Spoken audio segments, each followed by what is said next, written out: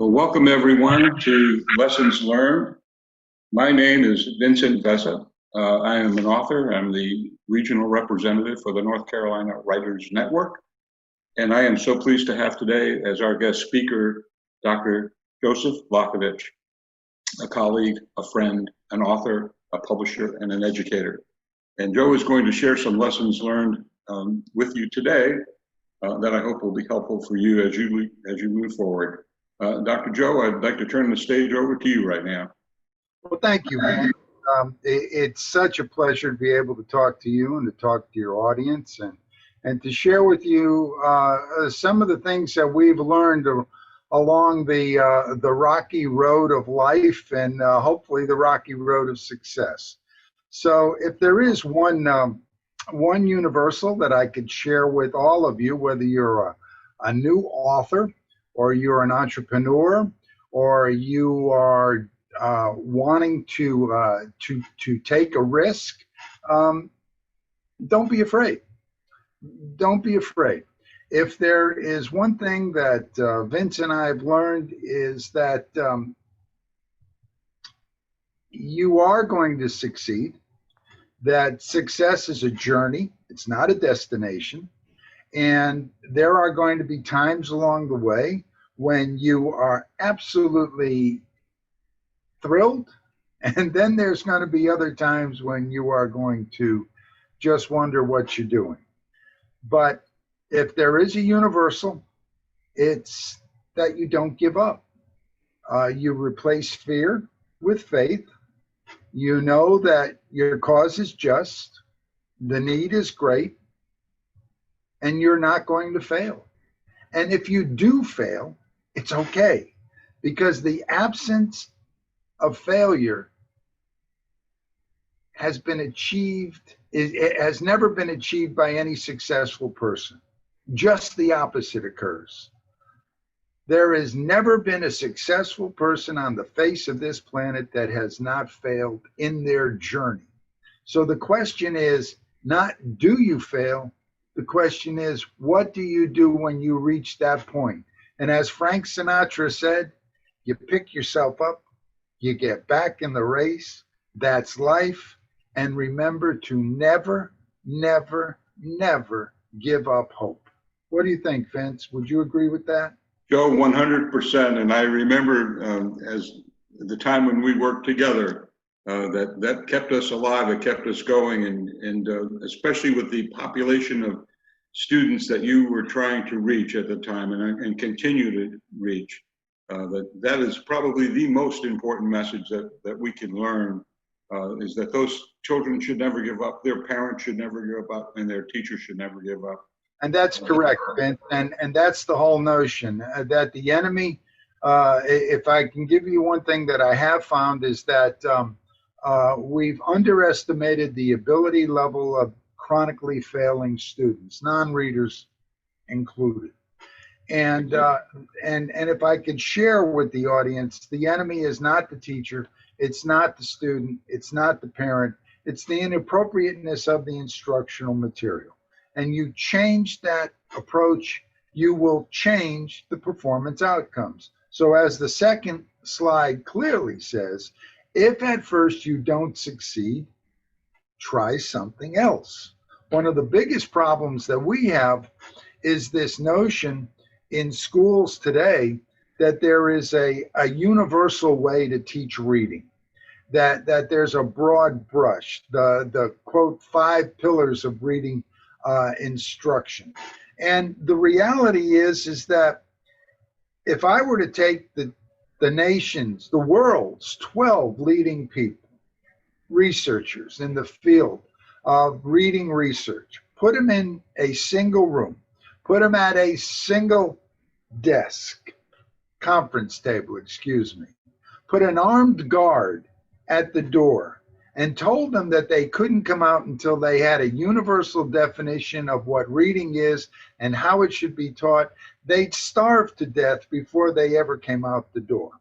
So the reality is that if it isn't working, don't blame the victim.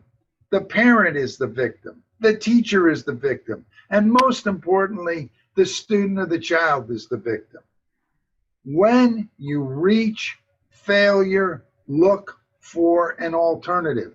And the good news is that there are viable alternatives out there. And that's what Failure Free was founded on, the notion of providing a viable alternative for chronically struggling, failing students. Well, Joe, yeah, thank you so much for those words there. You know, I know that one of the reasons you're on this call, we reach out to authors, and your book that was published just recently is The Failure-Free Reading Methodology, which is new hope for non-readers. I wonder if you could share a little bit about your experience in writing that book and what you hope readers will gain from the knowledge of reading that book. Well, the book is really we're getting ready for a second edition, Vince, to be honest with you. It's been around a bit, but it is a 30-year quest. And in that quest, I've been seeking answers to one particular question. All things being equal, why do we have those kids who don't respond to conventional instruction? And let me give you a quick few figures, Vince.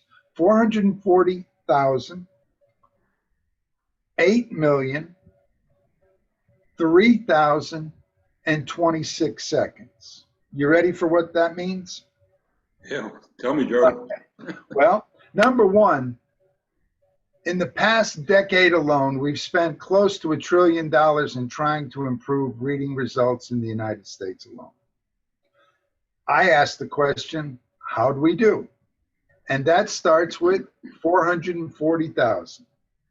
Conservative estimates are that we currently have in grades 1 through 12, not counting adults, 440,000 students who have a total reading vocabulary of 50 words or less. Wow, that is just it's sad news, Joe, on the one hand, but the good news is that you have hope for those non-readers. I'm impressed with a chart that you put together, and it's going to come up on the screen in just a moment, that kind of talks about America's low literacy umbrella, and perhaps you could share a little bit about that and what you're trying to get done. And that's correct. And why do I say low literacy umbrella? Because you still have 8 million students in grades 3 to 8 who cannot read on grade level, 3,000 students who drop out of school every day, 1 every 26 seconds. So I created what I call this low literacy umbrella. And what I mean by that is this: if there's one universal reading research fact that you can take to the bank, it's that all reading programs work, but they don't work for all students. You know it as a former educator yourself. There is no broad brush, there is no one way. My research has indicated that there's actually 3 broad groups that fall under the low literacy umbrella. One is called the poor readers, the kids that are a little bit behind. Then you have the struggling readers, the ones that are moderately to significantly behind. And then at the base of everything, you have what I call the really, really, really struggling readers. I'm pulling my hair out at the roots. I don't know what to do with this kid's driving me crazy kid. That's my population. I'm talking about kids who are on the spectrum, ASD, in autism, kids who are intellectually disabled, kids who have severe learning disabilities, kids who are at risk, minority, English language learners, those kids that fall in that 0 to 10th to 15th percentile. That's my population.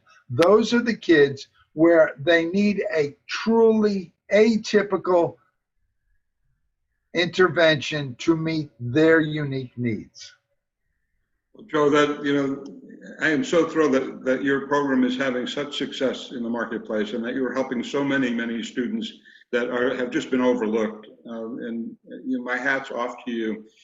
This is the first of many lessons learned videos, Joe, that we'll be putting together, and hopefully over the next coming weeks and months, we'll be able to share drill down information with our viewers. I'm hoping that they'll be able to reach out to you at www.failurefree.com If there's any last thoughts you have, Joe, before we end this conversation, let us know. Otherwise, we'll end the discussion here and look forward to the very next conversation we have with you online. Well, Vince, what I'm thrilled to have this opportunity. I look forward to the series of discussions that are going to be coming. But I'd like to end the way I began, and that is with never give up. Never give up. Don't blame the student. You're not at fault if you're a parent. You're not at fault if you're a teacher. And you're certainly not at fault if you're a student. Change the approach. You will change the performance outcomes. You will see changes almost overnight. You'll see yourself doing, or you'll see your child doing, or you'll see your student doing things at levels you never thought possible. Wow. Well, what a great way to inspire people. And I really thank you, Joe, for your time.